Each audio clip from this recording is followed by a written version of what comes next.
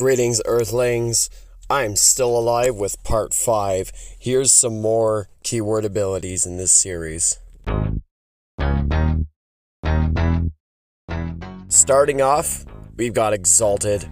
Also, in Shards of Alara, Exalted is a triggered ability where, whenever a creature you control attacks alone, that creature gets +1/+1 until end of turn for each instance of Exalted on the battlefield under your control.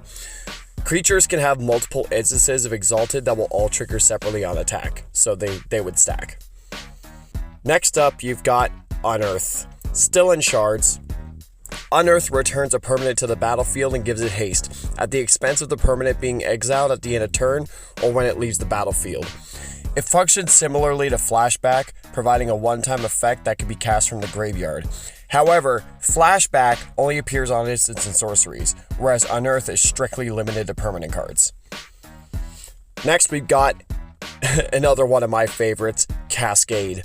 First seen in Alara Reborn, when you cast a spell from Cascade, exile cards from the top of your deck until you exile a non-land card whose mana value is less than the cascading spell. You may cast that card without paying its mana cost. Then put all cards exiled this way that weren't cast on the bottom of your library in a random order. This is great for zero-costing suspend cards because it bypasses the ability altogether. Next, we've got one of the most renowned abilities that has been released in the past 20 years, Annihilator. Infamously introduced in Rise of the Eldrazi, Annihilator is a triggered ability. Annihilator N means whenever this creature attacks, defending player sacrifices N permanents. Similar to Exalted, if a creature has multiple instances of Annihilator, each triggers separately. Next we got Level Up. Also from Rise, Level Up is an ability that can only be activated at sorcery speed, which makes it kind of not good. When the ability resolves, a level counter is put on the creature and its level is considered to be the number of level counters on the card. Side note, these can be proliferated. When leveler cards enter the battlefield, they have no level counters and therefore level 0. And there are no ways to put level counters on said creature if there are none to begin with. A card like Vorinclex Monstrous Raider would make it so if you control it, you would get 2 level up counters per activation, but none if you were against it. Next we got Rebound. Also from Rise, Rebound is an ability which appears on instants and sorceries, allowing them to be replayed a second time for free on the caster's next turn. If the spell with Rebound was cast from hand, it's exiled as it resolves. At the beginning of its controller's next upkeep, the player may cast it again without paying its mana cost. Next we got Totem Armor. Man, this place is a mess. Totem Armor is a static ability that appears on some auras. Totem Armor means if a enchanted permanent would be destroyed, instead remove all damage marked on it and destroy this aura. So it's almost like its own form of regeneration. Next we've got the most infamous ability of all time, Infect. Oh wow. From Scars of Mirrodin, we have the ever infamous Infect. A creature with Infect deals damage to creatures in the form of -1/-1 counters and players in the form of poison counters. If a player has 10 or more poison counters, they lose the game. No ifs, ands, or buts about it. In Two-Headed Giant, it's 15 or more. Next we've got Battle Cry.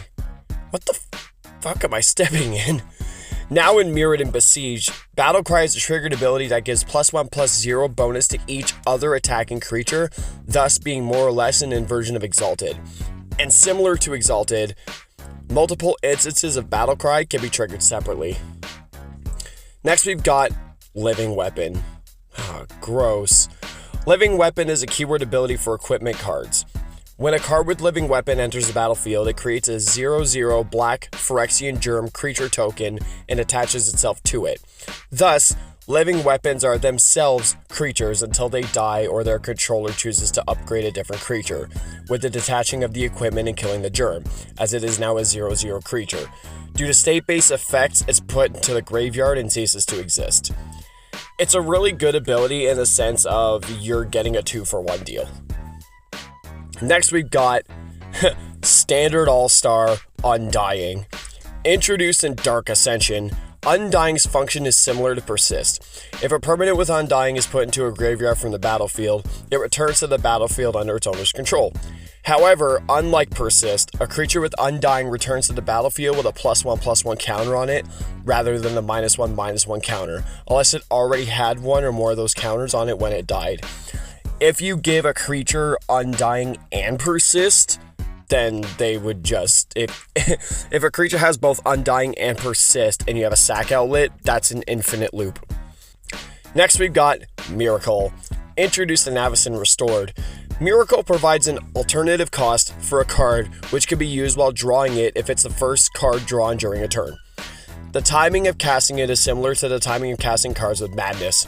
If a player intends to cast a card for its Miracle cost, the card must be revealed immediately.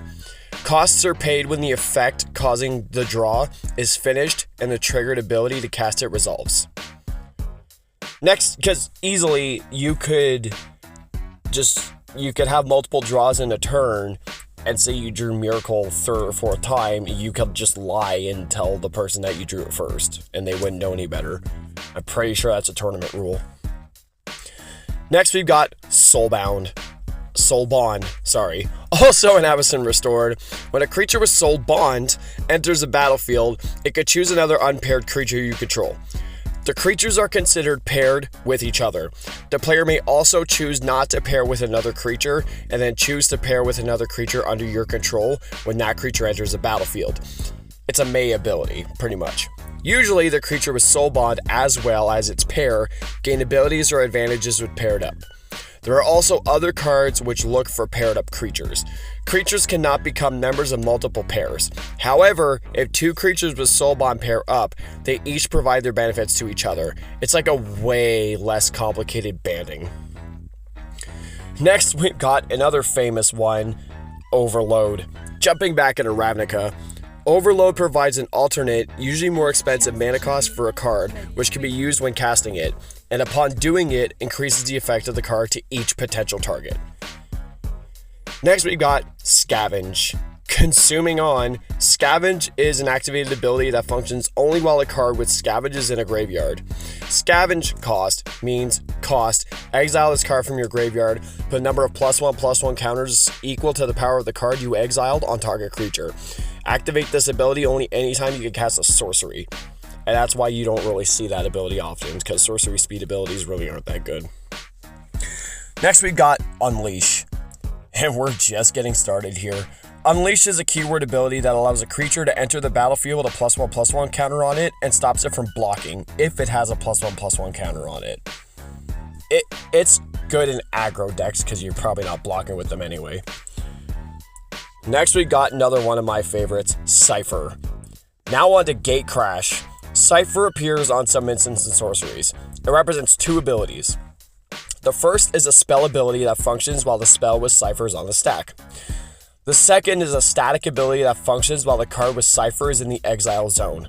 While the Cyphered card is in the exile, it almost works like an aura, except it can't be targeted or interacted with because it's in exile, similar to cards with Suspend and Haunt, like the old, Next, we got Evolve.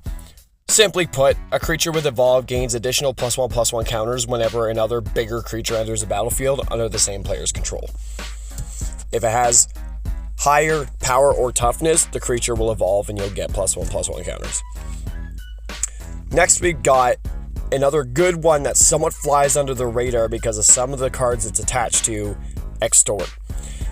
Easily one of the most popular abilities from this block. Extort allows players to pay an additional white or black for spells they cast and create a small life-draining effect. It appears very much on cards like Blind Obedience and Cryptghast that can be run in monocolored decks because it's important to note that reminder text is not a color identity. Next, we got Fuse, introduced in Dragon's Maze. It's an ability that affects double-faced cards. It pretty much makes it so you can cast one or both spells that are on the dual-face card as opposed to previous ones where you can only cast one or the other. And then the last one for this part 5, we've got Bestow. Introducing Theros. Bestow is an alternative cost that allows you to pay a certain amount of mana to turn the creature that you're about to cast into an enchantment aura onto another creature. They usually come with abilities that activate either when the creature itself attacks or the enchanted creature that it's on attacks or does anything. So, with that out of the way, we're going to wrap up part 5 here. Feel free to like and subscribe and check out the playlist. We blew up in subscribers over the course of the past few months, and I wasn't expecting it, so that's awesome. But yeah, without further ado, I bid thee farewell.